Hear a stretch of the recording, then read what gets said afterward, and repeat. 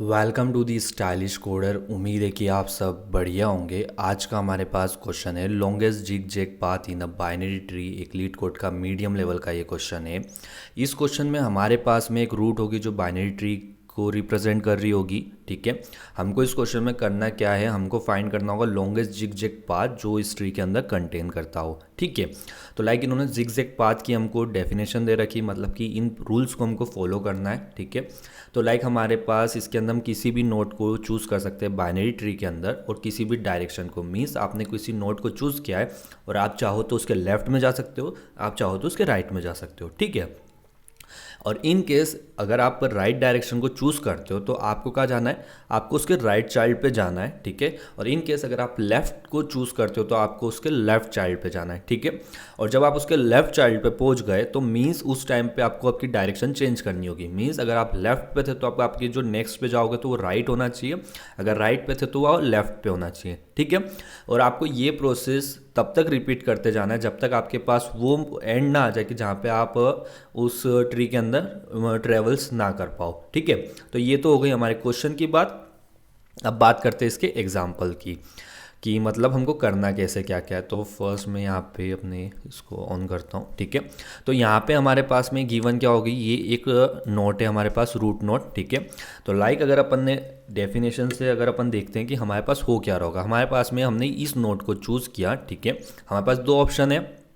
पहला ऑप्शन होता है कि हम इसके लेफ़्ट में जाए। ठीक है, लेफ़्ट में गए तो हमको क्या करना है, लेफ़्ट वाले चाइल्ड को सिलेक्ट करना है। फिर लेफ़्ट वाले चाइल्ड को सिलेक्ट किया तो अब हमारा जो नेक्स्ट मूव होगा वो किधर हो रहा होगा, वो राइट में हो रहा होगा। ठीक है, अगर इन केस हमने इस रूट से हमने अगर राइट में गए, ठीक है, राइट नोट को सिलेक्ट किया हमारे पाथ में, देन हम इसको यहाँ से क्या कर रहे होंगे, रिटर्न कर रहे होंगे यहाँ से, सॉरी रिटर्न क्या कर रहे होंगे, हम नेक्स्ट मूव कर रहे होंगे इसके लेफ्ट में। ठीक है, तो इस टाइप का हमारा मूवमेंट चल रहा होगा।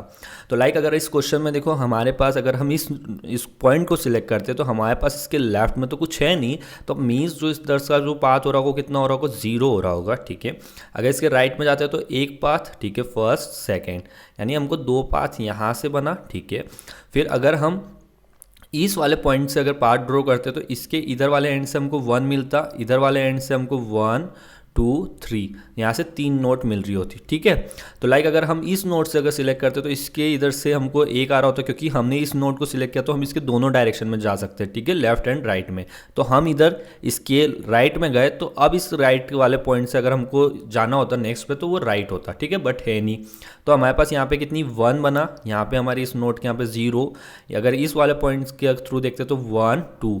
ठीक है, तो यहाँ से 2, अगर इस पॉइंट से देखो तो इसके इस वाले पॉइंट से 1 है, इस वाले पॉइंट से 0।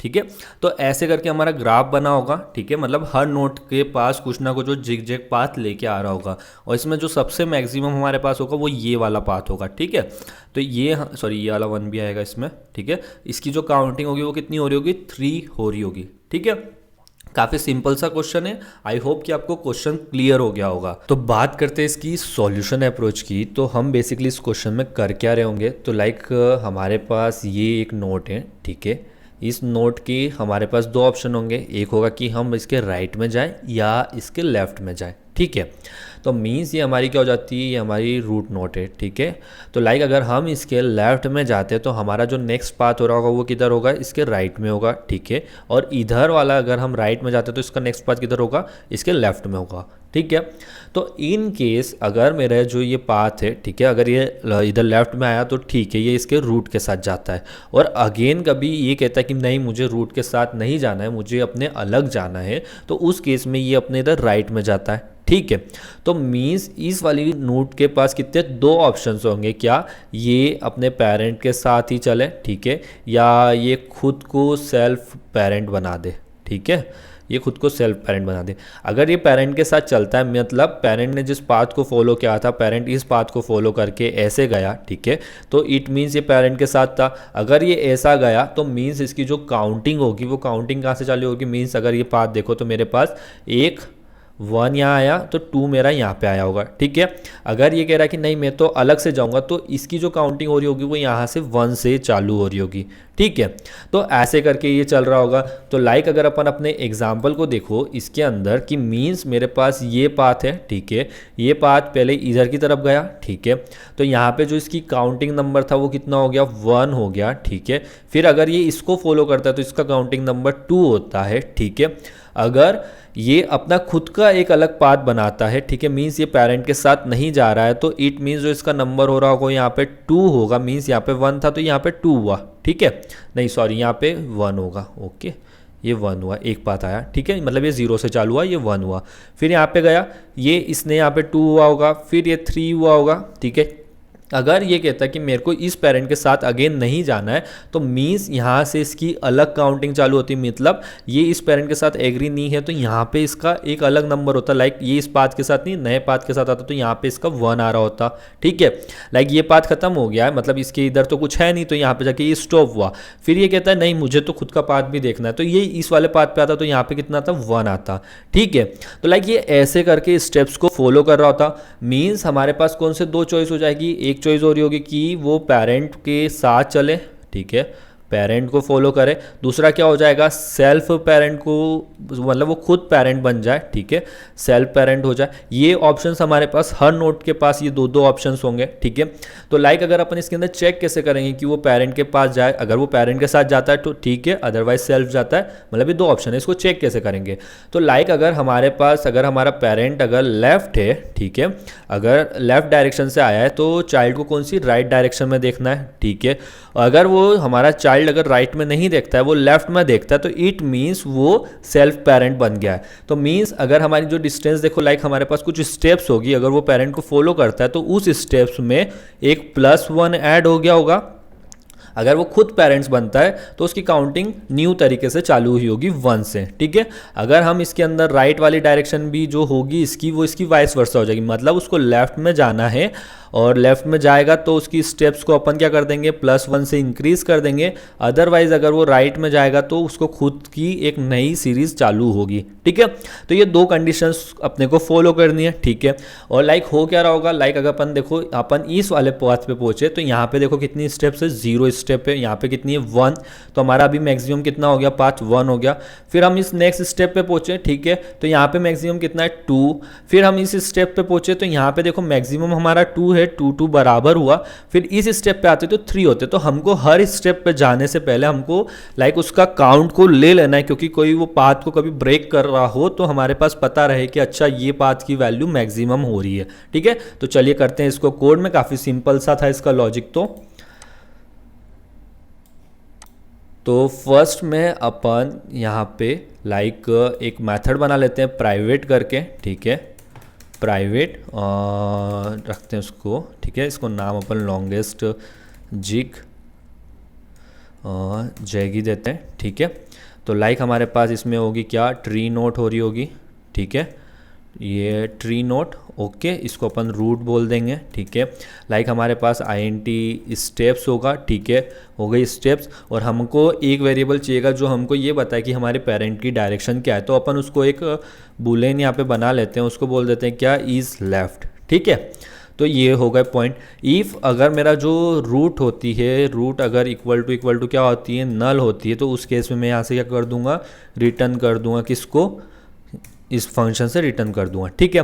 अब मेरे पास क्या होगा, मुझे लॉन्गेस्ट वाली जो है ये वाली, ठीक, इसको मैं कॉल करूँगा किसके लिए, लेफ्ट एंड राइट पॉइंट से चेक करने के लिए, ठीक है। इसको कॉल किया मैंने, यहाँ पे रूट डॉट लेफ्ट को भेजा है, तो इसका मतलब क्या होगा कि मेरे पास जो इज लेफ्ट वाला पॉइंट है वो क्या हो जाएगा, ट्रू हो जाएगा।